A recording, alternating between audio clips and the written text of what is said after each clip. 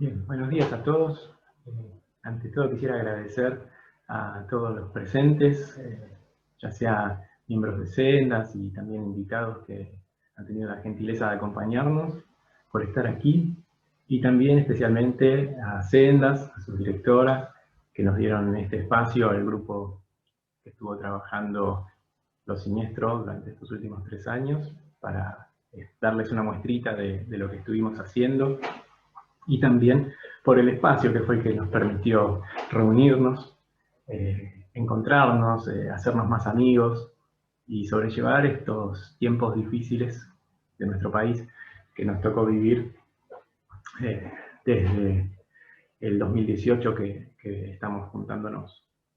Para contarles un poquito la historia de cómo fue que tuvo lugar la apertura de este taller, todo comenzó allí por 2015, luego de las PASO, cuando sorpresivamente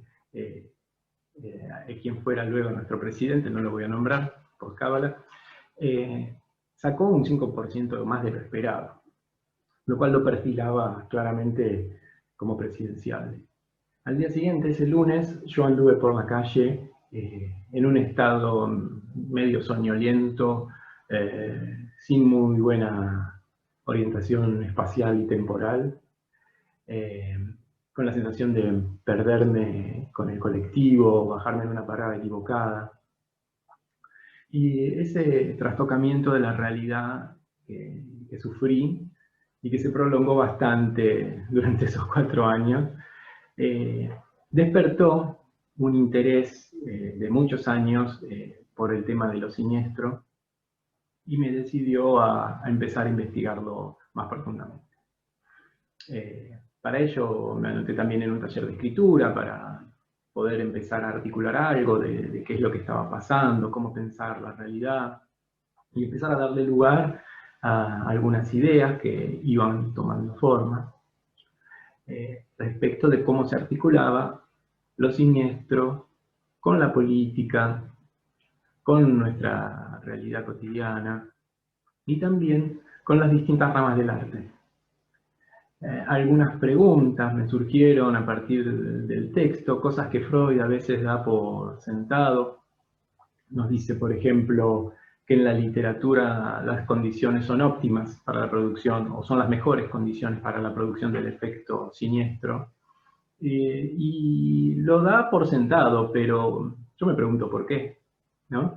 Entonces, bueno, con este hermoso grupo constituido por Adriana Lizondo, Natacha Gurman y mi compañera Eugenia Bianchi, quien desde la sociología nos aportó otra mirada, nos hemos sentado a reflexionar sobre estas cuestiones, a pensar, a tratar de esbozar una respuesta, permitiéndonos a veces delirar un poco, a veces compartir ideas, corregirnos, señalarnos. Pudimos también charlar de política, de lo que estaba pasando, de la actualidad, y de a poco ir haciendo hilvanes con lo que estudiábamos. Y también nos dimos un espacio Heimlich, un espacio acogedor, un espacio amistoso, cálido, de placer. Nos vimos unas películas, nos comimos unas empanadas, nos tomamos unos vinos, y de esa manera fuimos sobrellevando este tiempo, y un poco de esa amistad tan propia también de Sendas, en todos sus espacios, a la que estamos acostumbrados, es la que queríamos compartir con ustedes hoy. Sepan disculpar alguna payasada de mi parte, que siempre se me va a escapar, con más o menos control voluntario, pero la idea es compartir con ustedes un poco de lo que nosotros pudimos disfrutar y pensar en torno de este tema y de estas articulaciones que tan importantes nos resultan como analistas, porque otra de los señalamientos que nos hace Freud y que da para pensar cómo hacemos con esto en la clínica, es que el propio psicoanálisis puede tornarse un Heimlich siniestro para muchos. Y nos caben las responsabilidades de las transferencias. Bien, para nombrarles también algunos de los temas que tratamos, nos metimos un poco más a fondo con el tema de la traducción, investigar cómo en la traducción, a partir de la figura del extranjero, puede aparecer Don Heimlich, lo siniestro. Fue que también llamó mi atención, despertó mi gusto, mi entusiasmo, la aparición de una edición nueva del texto freudiano, bilingüe, para mayor placer, pero con la particularidad de que trabajaba a partir de los manuscritos freudianos. Esta edición, a cargo de Juan Carlos Cosentino y Lionel Klimkiewicz, tuvieron acceso a esos manuscritos, y uno de los señalamientos que hacen es que hubo un pedido de Freud que nunca había sido cumplido por los editores, en cuanto a las citas de los diccionarios. Freud había indicado desde aquí hasta aquí la cita del diccionario, y el editor comprendió que únicamente tenía que transcribir lo que tenía el manuscrito freudiano.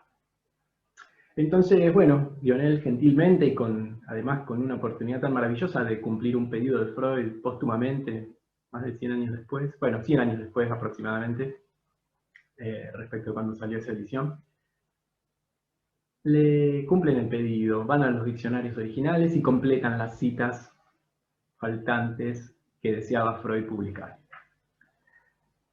Vamos a decir rápidamente que no es que por contar con esas citas más completas hemos descubierto un nuevo sentido a la obra freudiana.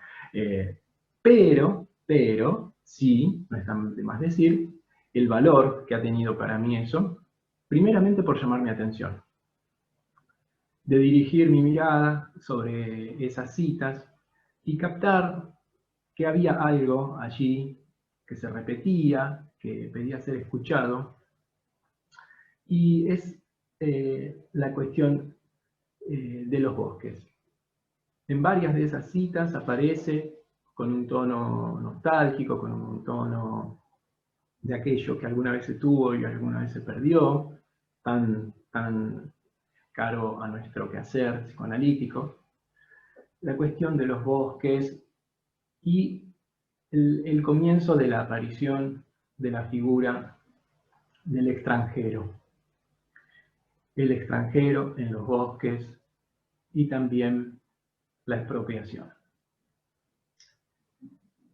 Esto me llegó también a oídos a través de cierto chisme que corre hoy, cierto temor de barrio que corre hoy por las calles de Polonia, que tiene que ver con que hay temor por los lazos de amistad que se están renovando con Israel y la comunidad judía, de que la comunidad judía reclame, en compensación de las viviendas que se perdieron por las víctimas del Holocausto, que se le exija a Polonia que entregue sus bosques, los títulos de propiedad de sus bosques, sus hermosos bosques.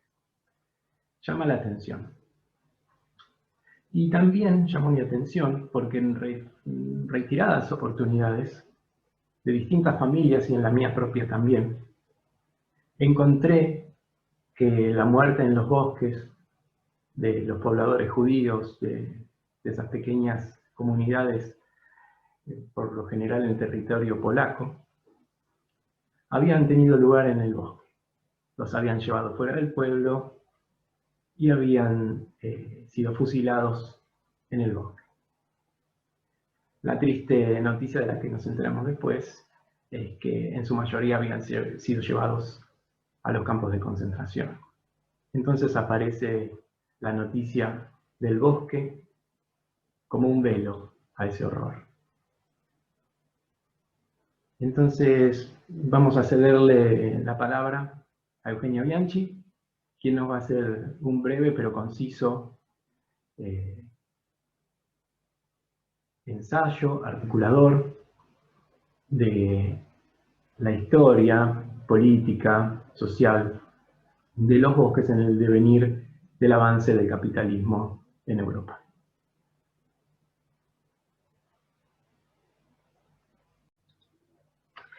Hola, ¿qué tal? Bueno, en esta presentación voy a conversar acerca de algunas cuestiones que tienen que ver con la relación entre lo siniestro y los bosques. Para hablar de esa relación entre lo siniestro y los bosques, en las conversaciones que tuvimos a lo largo del taller, partimos por asumir que la reiteración de alusiones a los bosques en el análisis de Freud no la leemos como una pereza metafórica, por decirlo de alguna manera, sino como una insistencia que resuena en algunos aspectos de lo que Marx llamó el proceso de acumulación originaria. Un primer punto que nos llevó a enlazar esto es el carácter mítico que Marx atribuye a la acumulación originaria.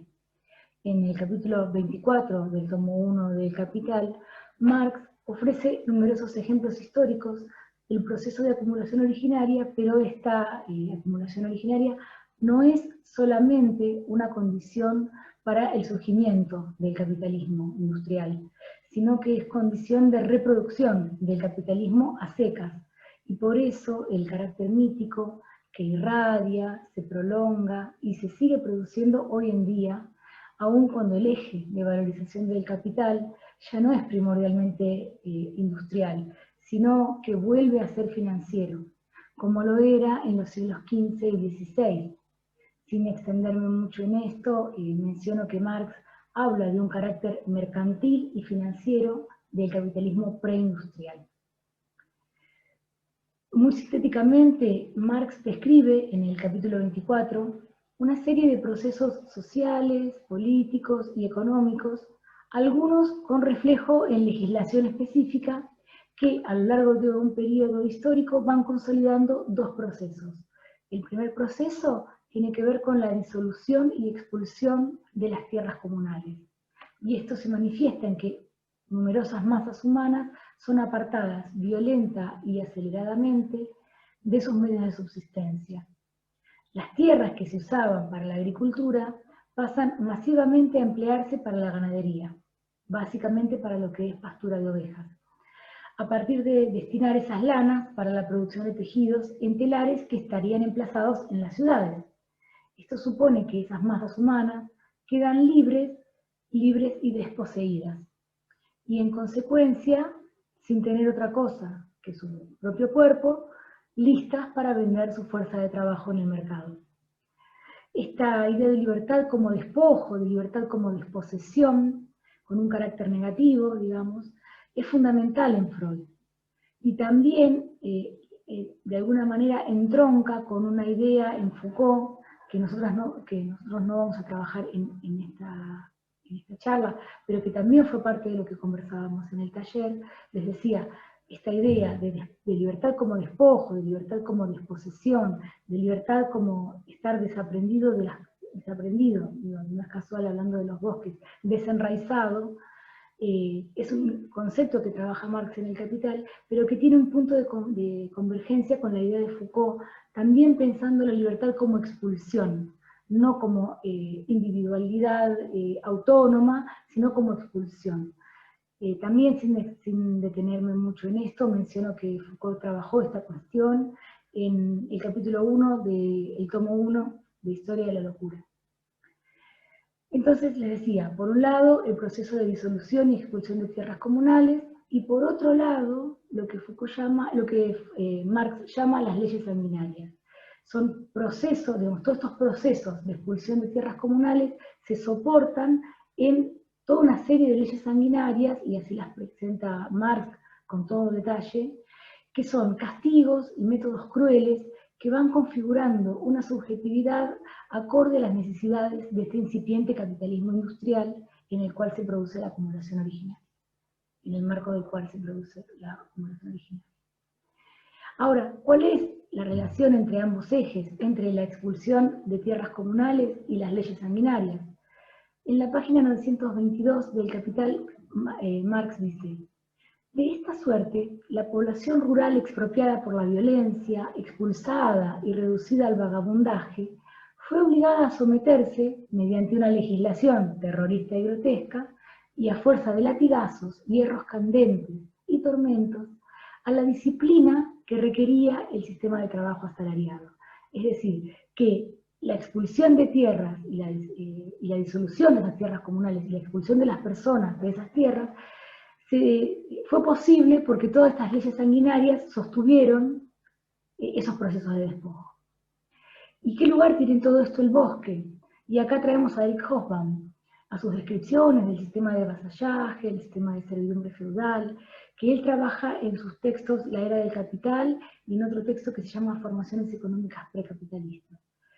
Para ser muy sintéticos respecto de lo que trae Hobsbawm a estos aportes, hagamos un ejercicio de ubicarnos, ¿no?, en el sistema de vasallaje. ¿En qué consiste el sistema de vasallaje? Hay un señor feudal de diversa fuerza, de diverso calibre, con posesiones que pueden ser muy diferentes, pero que en principio posee un señorío que incluye a sus vasallos como un medio más de producción, junto con la tierra, las gallinas, los arados, etc. Antes del despegue del proceso de acumulación originaria por el cual las personas son expulsadas y sufren las leyes sanguinarias, los bosques que integraban ese señorío eran en su mayoría tierras que, aunque estaban dentro de los dominios del señor, no eran de su uso exclusivo, sino que tenían un uso comunal, tenían un estatuto comunal.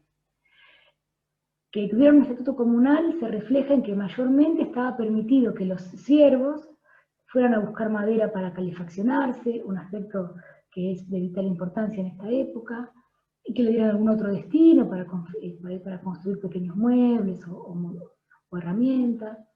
También de los bosques era posible recoger algún vegetal, frutos, bayas, hongos, y hasta cazar algún animal de pequeño porte, como una perdiz, una liebre. Inclusive utilizar el agua de algún riacho, de algún manantial interno. Resalto esto de lo comunal dentro del sistema de vasallaje, para pensar cómo la libertad individual en Marx aparece como desposesión. Estos hombres en la época del vasallaje, que no eran libres, tenían una tierra común de la que poder extraer algunos elementos para su subsistencia. Los hombres libres en el capitalismo industrial son libres pero desposeídos, ya no pueden disponer de esas tierras porque han sido expulsados. Entonces me parece que la libertad como desposesión es la contracara de la idea más liberal que ha habido respecto de la libertad en el capitalismo, como autonomía, como pleno ejercicio de la voluntad propia, como digamos, no permitir que los demás se entrometan en los asuntos propios. Marx va en otra idea, no va con esa idea, él habla de la libertad como desposesión. Por eso el obrero o el trabajador, el proletario, dirá después, solo tiene para ofrecer al mercado su fuerza de trabajo. Traigo esto porque también, digo, más allá de estas cuestiones que habla Marx, que son, digamos, de entender la libertad como algo negativo, hay también algo Heimlich en el bosque, algo que ofrece oportunidades para obtener calor, comida, agua, aún en un contexto de hombres que no eran libres, sino vasallos y siervos, lo común operaba como un medio, como un entorno del cual era posible obtener medios de subsistencia. Eso con el capitalismo se pierde. Y eso estaba en los bosques, ¿sí? Los bosques eran los que lo permitían.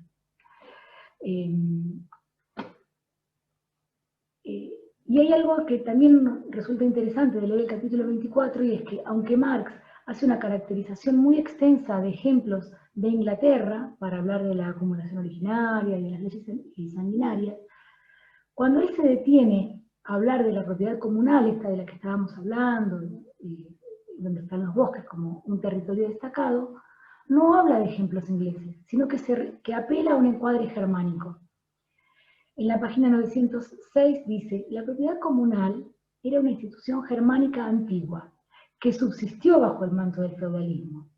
Hemos visto cómo el violento despojo de la misma, acompañado por regla general de la transformación de las tierras de labor en praderas destinadas al ganado, se inicia a fines del siglo XV y prosigue durante el siglo XVI. Algunos puntos de cierre para poder pasar al siguiente tema.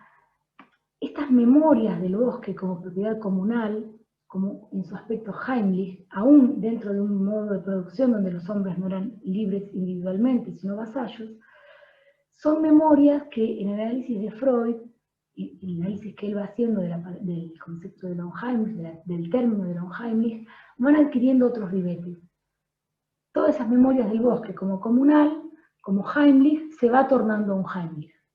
No es la idea forzar los conceptos, pero de alguna manera podríamos decir que la representación de los bosques, los sentidos que se les atribuyen en las diferentes fuentes que rastrea Freud para armar su concepto de Unheimlich, van también describiendo un devenir análogo o equivalente al propio término de Unheimlich. Estas memorias, estas narrativas, los mitos que se tejen en relación al concepto de Unheimlich, van describiendo este arco análogo al propio término donde, disculpa, en primer lugar es lo positivo, en segundo lugar es ambiguo, y en tercer lugar se convierte en lo negativo. El bosque, que ya no puede ser utilizado comunalmente, que pierde ese anclaje fundamental en la subsistencia de los siervos, que son expulsados, que se convierten en vagabundos, fuerza de trabajo asalariada y libre, pero desposeída, se va reconfigurando esos aspectos Unheimlich. No es solo lo Unheimlich, está lo Heimlich también. Y eso es lo que el bosque expone. Algunos sentidos que se atribuyen al bosque desde diferentes procedencias y de los que hemos conversado también en algún momento a lo largo de los talleres. El bosque es el territorio para las actividades de las brujas, el bosque es el lugar donde los niños y las niñas son acechados en cuentos infantiles como Caperucita Roja, Blancanieves y los 7 enanos. También el bosque es el lugar donde, aun cuando los niños buscan refugio, están a merced de peligros. En La Bella Durmiente del Bosque esto aparece, en Hansel y Gretel esto también aparece.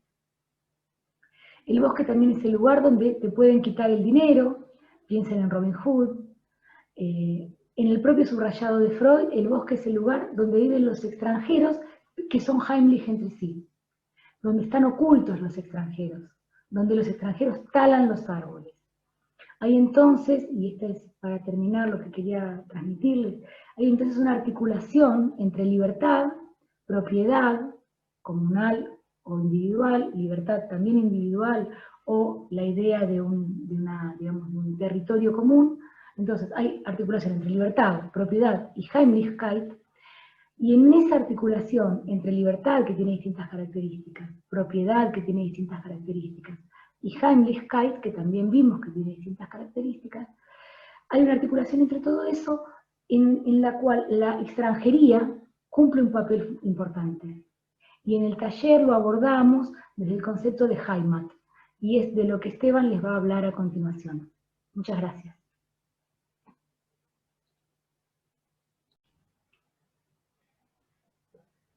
Bien. Lo Unheimlich deriva en toda una familia de palabras, como la empieza a estudiar Freud, punto de arranque del trabajo en el capítulo 1, ¿no? El análisis del término que hay en el término mismo. Y eso también nos interesó mucho y nos dedicamos un tiempo a investigarlo, el término alemán y sus derivaciones, su familia de palabras. Entre ellas nos encontramos con Heimat. Heimat es un equivalente del término patria, pero obviamente no coincide plenamente. En principio porque es femenino.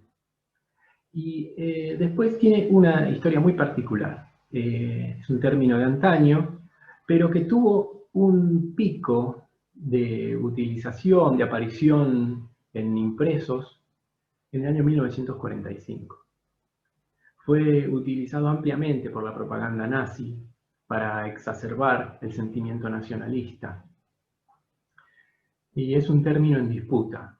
Hoy se lo considera así.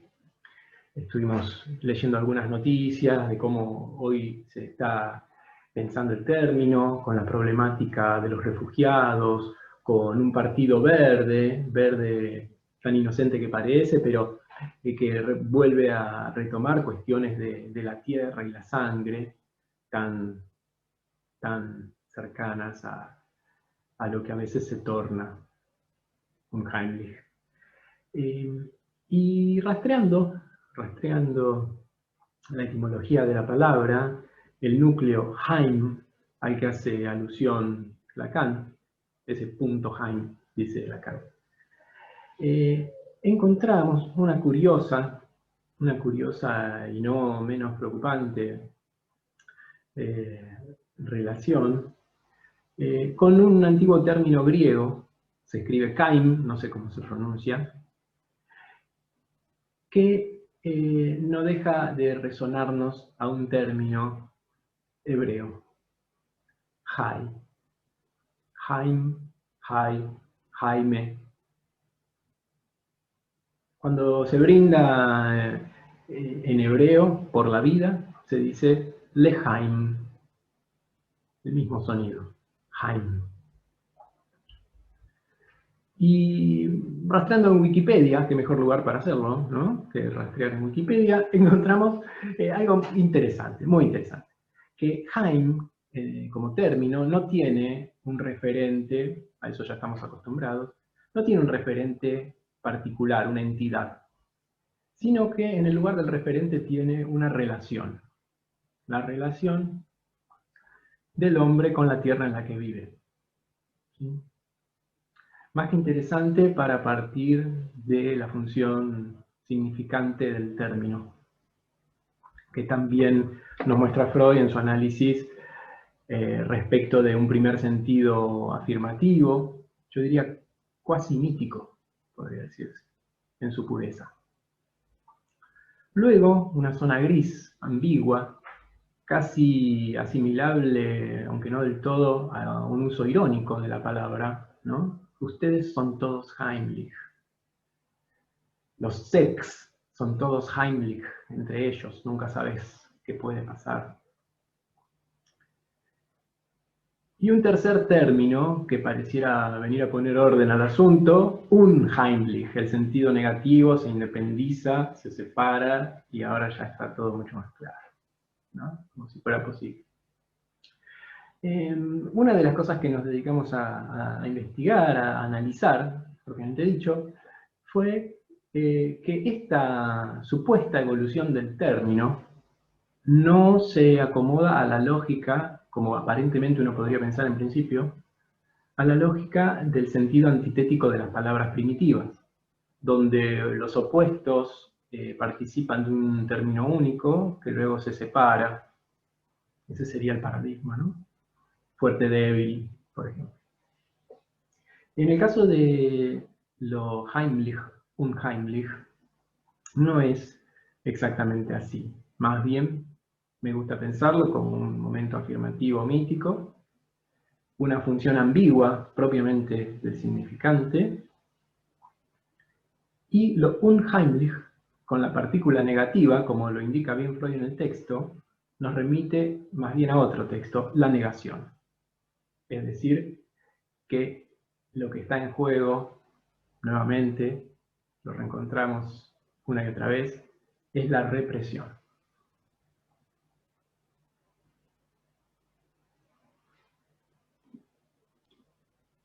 Estos devenires también nos llevaron a prestar atención al aspecto positivo, a lo Heimlich, a la Heimlichkeit, que a veces no le prestamos tanta atención por enfocarnos en lo unheimlich.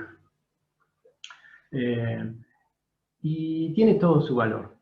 Me parece que justamente en nuestra experiencia como grupo, en nuestra experiencia en Sendas, en nuestra experiencia de amistad, de hospitalidad, de crear un espacio cálido, un refugio, en 4 años de neoliberalismo, en situaciones difíciles. Hoy también tenemos una situación difícil, estamos en pandemia, el horror está por allí y mucha gente no lo quiere ver, no lo queremos ver, queremos que pase. Nos creamos espacios vitales, pero como analistas estamos siempre advertidos también, ¿no? Siempre que se ponga en juego la represión, vamos a tener que lidiar con la otra cara de la moneda. Pero justamente cuando vamos haciendo un trabajo que sea opuesto a la represión como solución de compromiso, insistimos en la vida, insistimos en la amistad, insistimos en la búsqueda de un placer que pueda ser compartido. Y sobre ese aspecto, entonces, la Heimlichkeit, la familiaridad, la hospitalidad, también podríamos pensar, la belleza, sobre eso ha hecho un gran trabajo Adriana Elizondo. Ha dedicado mucho tiempo para ustedes, para todos nosotros, preparando un hermoso video sobre Miguel Ángel y sobre la articulación interesantísima y yo me arriesgo a decir que inaugurada por la obra de Freud. Uno tiene sus antecedentes. La articulación entre lo bello y lo siniestro. Bueno, con ustedes, Adriana.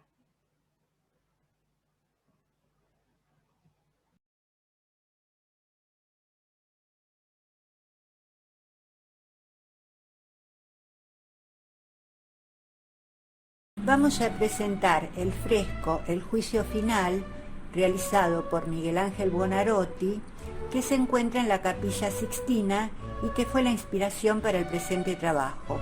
Michelangelo Buonarroti nació en Florencia, Caprese, el 6 de marzo de 1475 y falleció en Roma el 18 de febrero de 1564.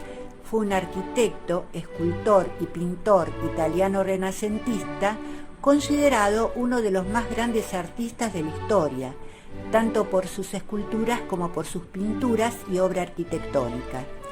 Muy admirado por sus contemporáneos, lo llamaban el Divino, en honor a su genialidad. Por el año 1530, el Papa Pablo III solicitaría entonces sus virtudes creativas para que pintase el juicio final en la Sixtina. La obra fue iniciada en 1536, cuando contaba con 61 años. Bien es verdad que los frescos fueron realizados en dos momentos distintos. La bóveda, encargada bajo la atenta mirada de Julio II, se realizó entre 1508 y 1512. Y la pared del altar o testero de la capilla, a la cual nos vamos a referir, fue realizada un cuarto de siglo después, entre 1536 y 1541, a pedido de Pablo III. Es un fresco de 13,70 por 12,20 metros, en el que el artista pintó 400 figuras, líneas de ascenso y descenso. A la derecha de Cristo, una inmensa columna de personas trabajosamente van ascendiendo para colocarse junto a los bienaventurados, los santos y los mártires, mientras a la izquierda de Cristo una turbamulta es precipitada a los infiernos.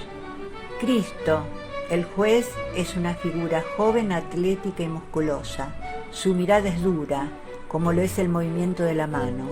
Se dirige a su izquierda, en donde se hallan los torturadores. A su lado, la Virgen. Y a sus pies se hallan las personas torturadas, entre las que se destaca San Bartolomé, que muestra en una mano el instrumento con el cual fue despellejado vivo y con la otra mano su piel, que le fue arrancada. Miguel Ángel pintó en esa piel su propio rostro. El ascenso de los justos. Figuras hercúleas representan a los justos subiendo hacia el reino de Dios. Un plano más amplio de la figura de Cristo, junto a la Virgen, que se arremolina a su lado, rodeado de los bienaventurados. La figura de este condenado ha inspirado a Rodin en sus obras Las puertas del infierno y El pensador. Es aterradora la mirada de los condenados. Los ha personalizado Miguel Ángel. En sus rostros se refleja el miedo, la desesperación, el terror. Todos están a la izquierda del poderoso juez. Descenso hacia las profundidades. Uno de los que más insistieron al pontífice para que Miguel Ángel dejara de pintar tantos cuerpos desnudos fue Biagio de Cesana, gran maestre de ceremonias del Vaticano. Consideraba que la pintura era indecente y que escandalizaría a los fieles. En realidad, Biagio le dijo al pontífice: esta es una buena pintura para decorar una taberna o una sala de baños, pero es inadecuada en un lugar tan sagrado, ya que muestra desnudeces indecentes. El artista montó en cólera y no quiso modificar nada, y en un arranque de venganza pintó al rey Minos a la izquierda de Cristo en el infierno desnudo y con una serpiente enroscada en el cuerpo, y cuyo rostro era el rostro de Biagio de Cesana, adornado con orejas de asno. Se cuenta que cuando el ofendido y ultrajado puritano fue ante el Papa a implorar que se modificara la obra y lo sacaran del infierno, Pablo III le respondió: «Hijo mío, si te hubieran colocado en el purgatorio, yo todavía hubiera podido hacer algo, pero en el infierno no puedo, no tengo autoridad». Y ahí ha permanecido desnudo desde mitad del siglo XVI hasta hoy.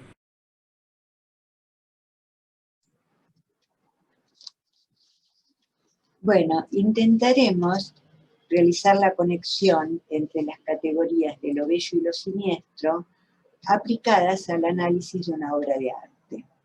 En este caso se tratará del Juicio Final, fresco realizado por Miguel Ángel Buonarroti, fresco que se encuentra en la Capilla Sixtina. Bueno, siguiendo a Eugenio Trías, diremos que lo bello y lo siniestro se relacionan en la obra de arte de manera tal que lo siniestro es condición y límite de lo bello. Es condición porque le otorga vitalidad a la creación estética y es límite porque su cruda emergencia atenta contra la embriaguez que produce la obra. Acá podemos decir que lo siniestro en el arte debe presentificarse bajo la forma de una ausencia, debe estar velado, porque si cae el velo, se hará presente el horror. Justamente creemos que en la producción pictórica de Miguel Ángel, en la belleza de la desnudez humana, que crea y recrea con mano maestra el artista, el horror de la castración que recorre la obra al Juicio Final, es velado por la magia, misterio y fascinación de las pinceladas del divino, como solían llamarlo. Mientras que la producción de Goya, Saturno devorando a su hijo, Saturno devorando a su hijo, en la que sobre un fondo negro, el deforme cuerpo del rey Saturno ocupa la mayor parte del cuadro, con el pelo agitado y los ojos desorbitados por el esfuerzo de abrir la boca hasta convertirla en una enorme cavidad negra, que da dentelladas al brazo izquierdo de un cuerpo humano al que ya le faltan la cabeza y el otro brazo, es inevitable para el espectador verse ante una escena sanguinaria, siniestra, sobrecogedora y de una violencia sin límites. Ha caído el velo. Ha aparecido aquello que debía estar oculto. Es sabido que la fantasía de ser devorado es otra de las expresiones de la castración freudiana, que acá el artista nos muestra de forma estremecedora y espeluznante. Es lo Anhamlis en su versión más terrorífica. La feroz fantasía oral de devoración se presentifica de la forma más vívida de la mano del artista. Recordemos que Freud, al analizar el tema de lo siniestro, nos sorprende haciéndonos notar que el término Hamlet puede representar lo hogareño, lo doméstico, familiar, conocido, así como lo contrario, lo oculto, secreto, inquietante, que produce un terror atroz. En efecto, la primera significación de Hamlet está referida a lo propio de la casa, lo no extraño, lo familiar, lo dócil, íntimo, confidencial, que recuerda al hogar, perteneciente a la casa o a la familia. De esta primera acepción de Hamlet se deriva una segunda acepción del mismo término, que nos lleva de cerca al problema.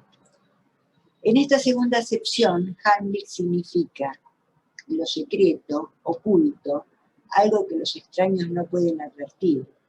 Se habla de reuniones Hamlet, clandestinas, de conducirse Hamlet misteriosamente, de amores y pecados Hamlet, secretos, que deben permanecer ocultos.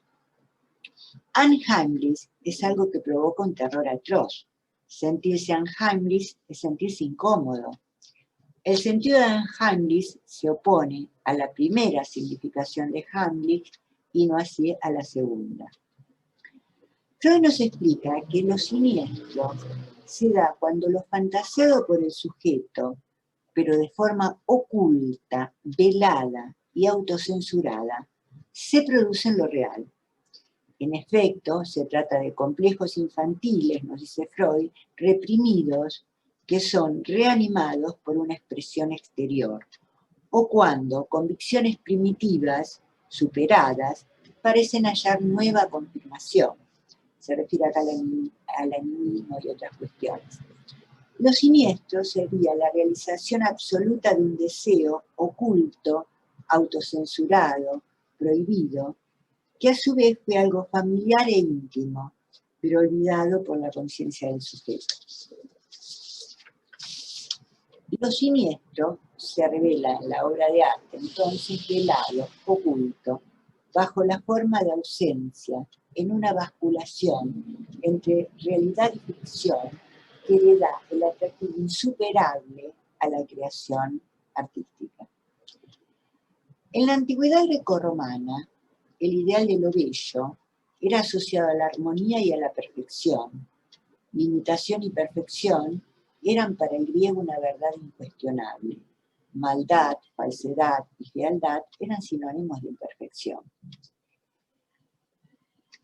Kant hace un aporte importantísimo en relación a la extensión de la estética más allá de esta categoría limitativa y formal de lo bello que acabamos de describir en la antigüedad grecorromana.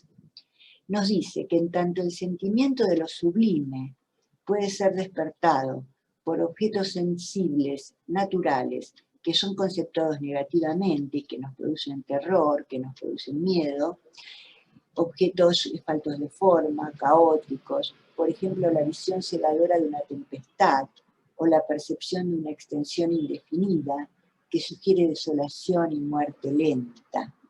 La reflexión kantiana será la más sólida sustentación de ese universo secreto poblado de sombras. Rilke, cuando nos dice, lo bello es el comienzo de lo terrible que todavía podemos soportar.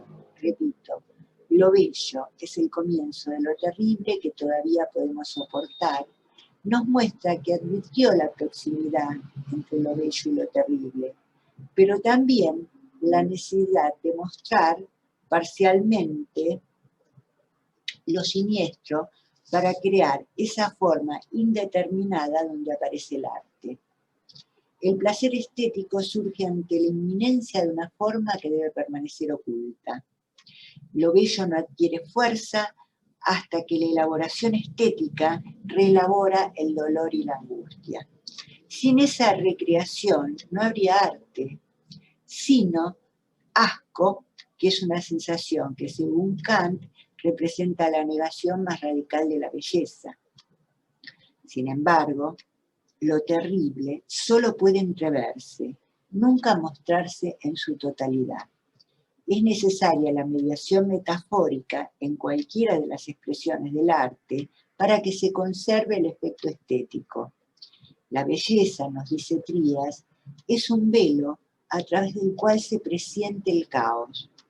En la obra de Miguel Ángel impacta la belleza de la forma del Cristo Hercúleo que preside la escena y que contrasta con las expresiones de incertidumbre de algunos de los elegidos, aún no del todo seguros de su salvación. Si bien sabemos que el artista, para realizar su creación, se inspiró en el Apocalipsis según San Juan, también el psicoanálisis nos ayuda a esclarecernos sobre el motivo por el cual es Cristo, el Hijo, y no el Dios Padre el que encarna la figura central.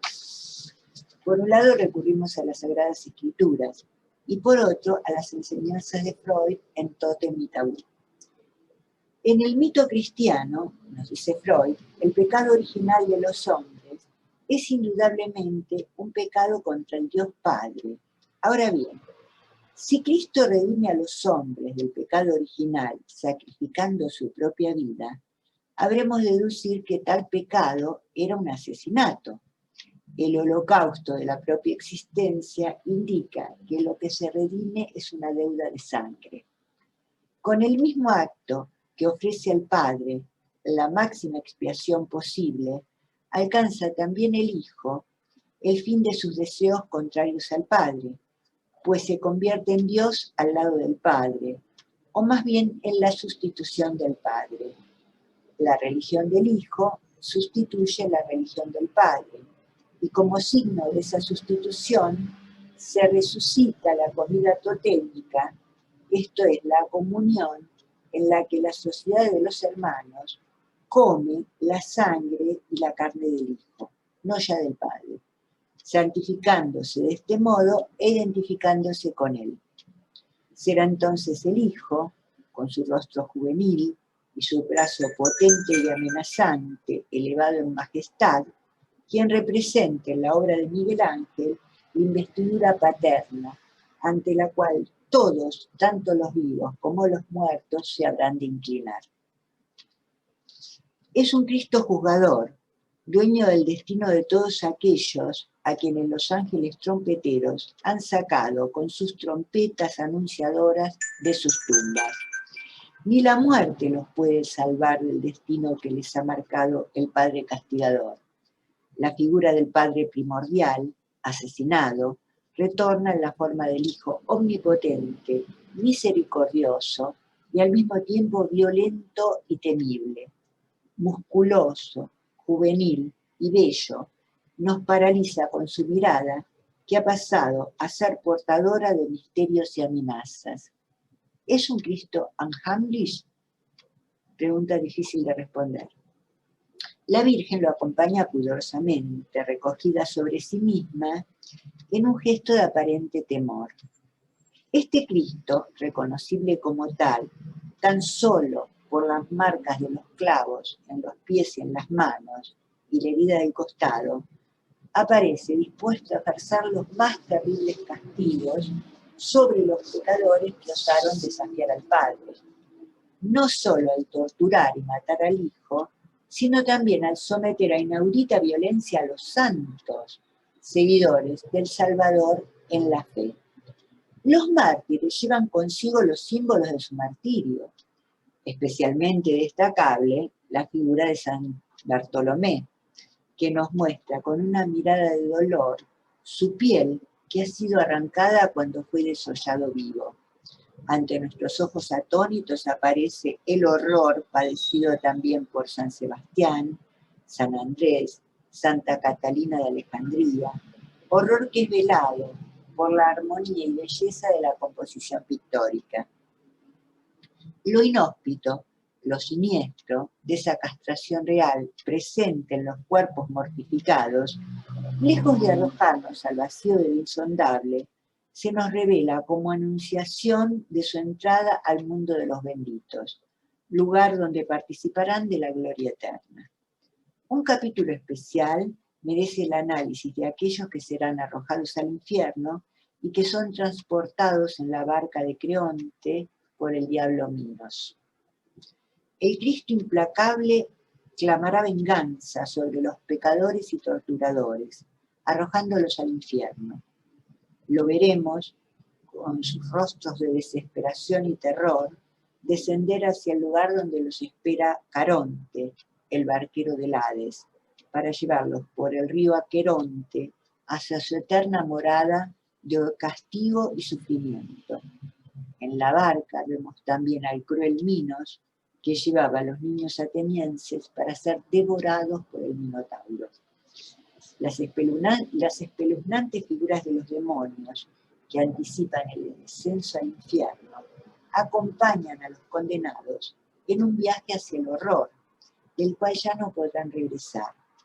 Sin embargo, en esta escena, el pecado y el castigo son procesos internos a los que el hombre debe hacer frente desde lo más profundo de su ser, tal y como muestra la figura, casi individualizada, situada en la parte izquierda del grupo, que tanto impresionó a Rodin para crear su pensador y su puerta del infierno.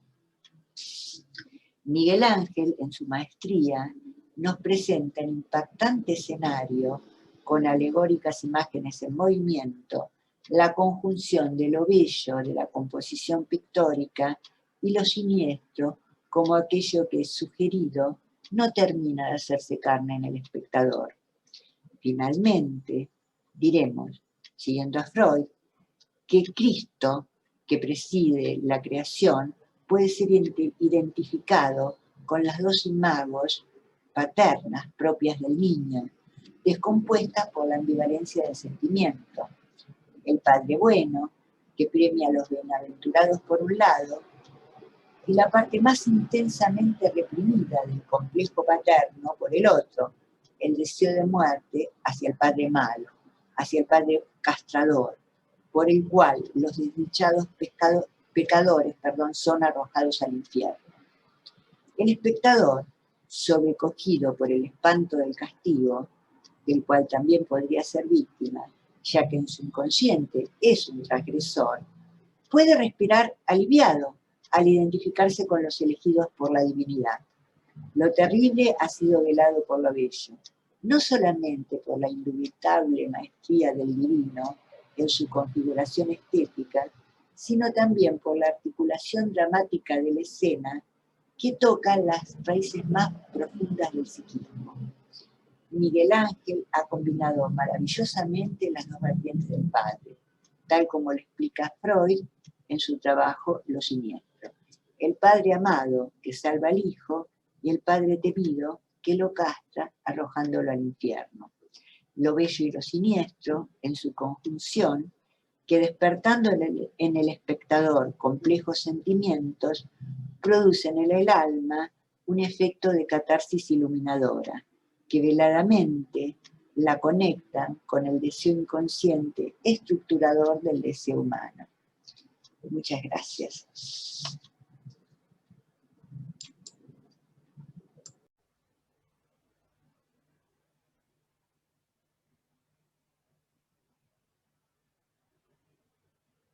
Esta cámara llegó a mí de manos de mi padre,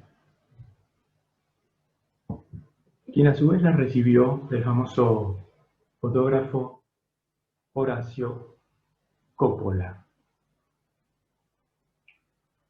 Desconozco si tiene alguna relación con el famoso personaje. Lo cierto es que desde mi tierna infancia he observado a través de su mirilla, he mirado a través de esta cámara, una cámara oscura, como se la llama. Desde el principio me llamó la atención que la imagen se observe invertida.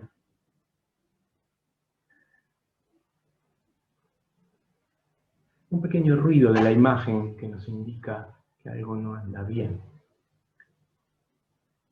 Quizás alguno de ustedes tendría la valentía de mirar por esta cámara, o quizás les daría un poco de vértigo, como la película de la cual nos va a hablar ahora Natacha, nuestra querida Natacha, quien articulará además algunas relaciones estructurales según el esquema del espejo desde la cara.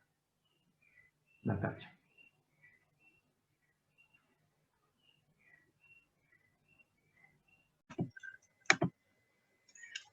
Hola, bueno, les voy a compartir mi trabajo que llamé Me engañaste, no es lo siniestro, algo sobre la película Vértigo y el esquema óptico de Lacan. Lo comencé con 2 citas.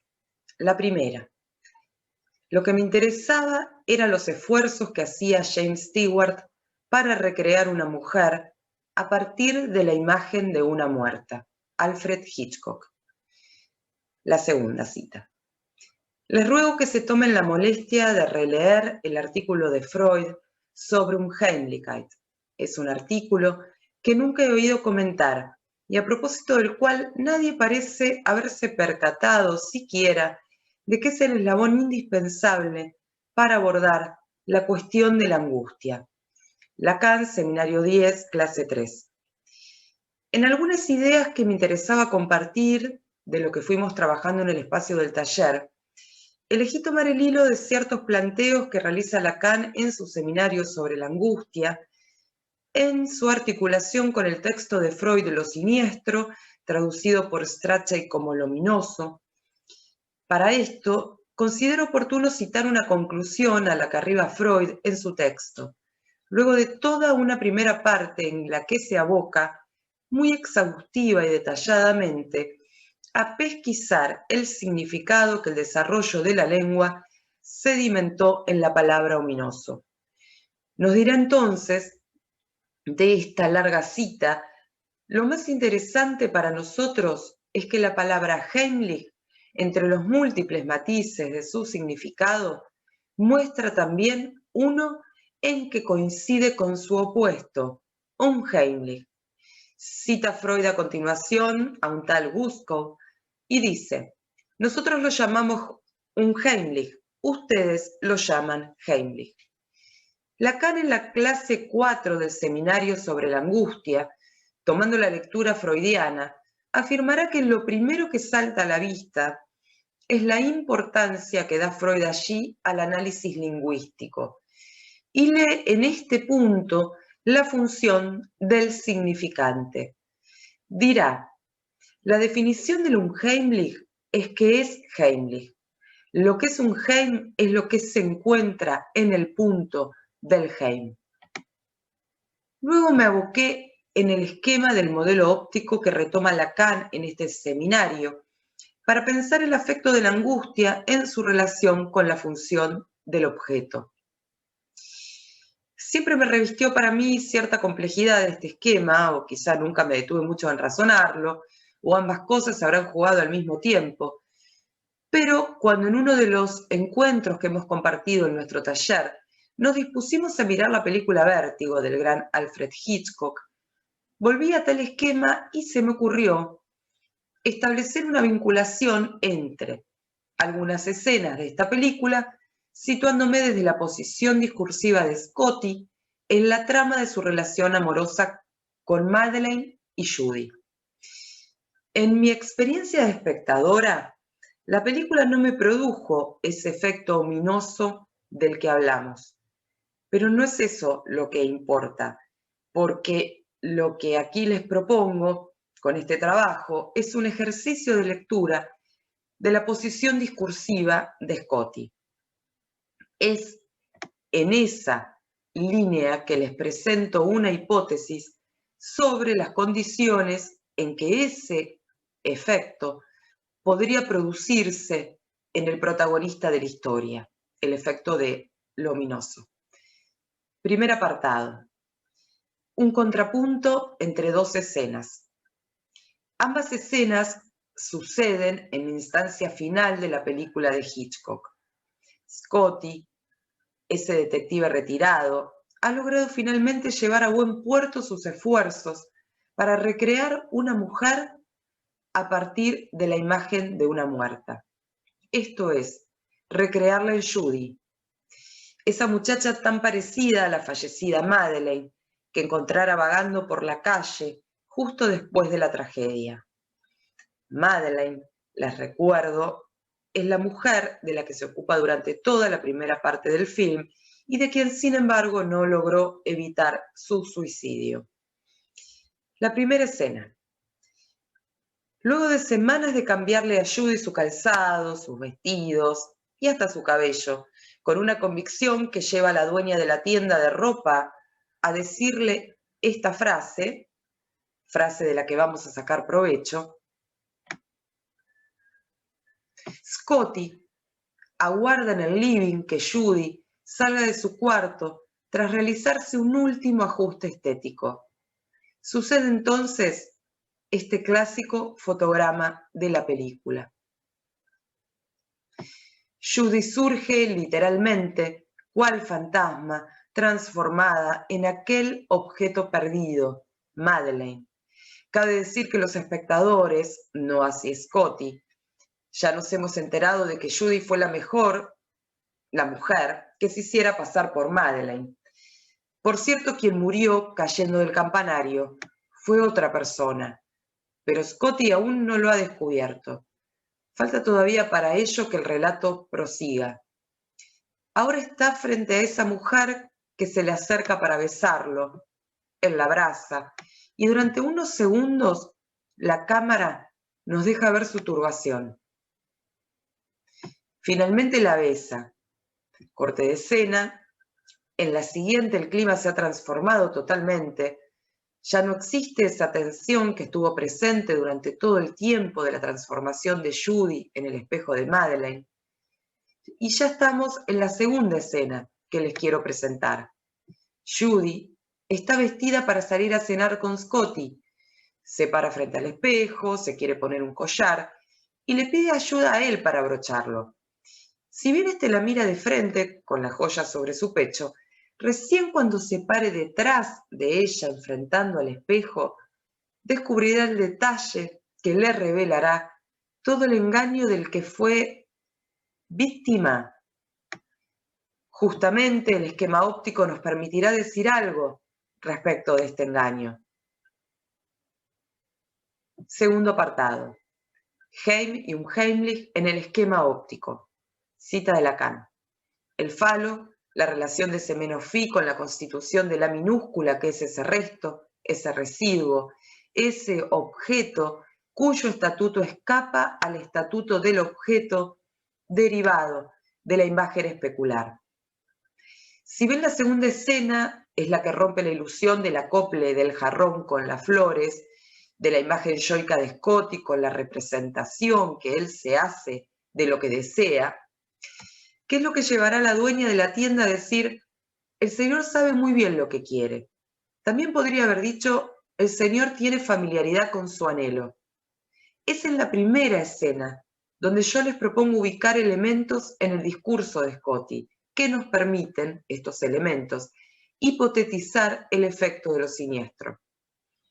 En la segunda escena, si bien ya no es sostenible el argumento que viene desplegando Scotty y al que Judy se prestó, la función del me engañó lo que produce es un cambio de argumento, pero no una puesta en cuestión de la representación, de la identificación con la omnipotencia, definición de Lagache que Lacan utiliza en su escrito Observación sobre el informe de Lagache, para referir al yo ideal. En cambio, en la primera escena, vislumbramos lo que Freud decía en su texto sobre lo siniestro. El prefijo un de la palabra unheimlich es la marca de la represión. Durante todo el proceso de transformación de Judy, hipotetizamos que en Scotty está operando esa negatividad, por más que la haga parecer cada vez más a la imagen de Madeleine. En esta escena, ese punto de fuga se pierde. Me gustaría, para concluir, leer unos pequeños párrafos de Lacan, de su clase del 28 de noviembre del 62, del seminario 10 sobre la angustia. Son 3 párrafos. Pero cuanto más se acerca el hombre, cuanto más rodea, acaricia, lo que cree que es el objeto de su deseo, de hecho más alejado se encuentra, más extraviado. Todo lo que hace por esta vía para acercarse, da cada vez más cuerpo a lo que hace. En el objeto de dicho deseo, representa la imagen especular. Perdón, vuelvo. Da cada vez más cuerpo a lo que en el objeto de dicho deseo representa la imagen especular. Cuanto más lo hace, cuanto más quiere en el objeto de su deseo preservar, mantener, proteger el lado intacto de ese florero primordial que es la imagen especular, más se adentra en aquella vía que a menudo se llama impropiamente la vía de la perfección de la relación de objeto, y más engañado está. He aquí que estamos en posición de responder ahora a la pregunta, ¿cuándo surge la angustia? La angustia surge cuando un mecanismo hace aparecer algo en el lugar del menos phi, que corresponde en el lado derecho al lugar que ocupa en el lado izquierdo el A del objeto del deseo. Digo algo, cualquier cosa. Lo unheimlich es lo que surge en el lugar donde debería estar el menos phi. Cuando algo surge ahí, lo que ocurre es que la falta viene a faltar.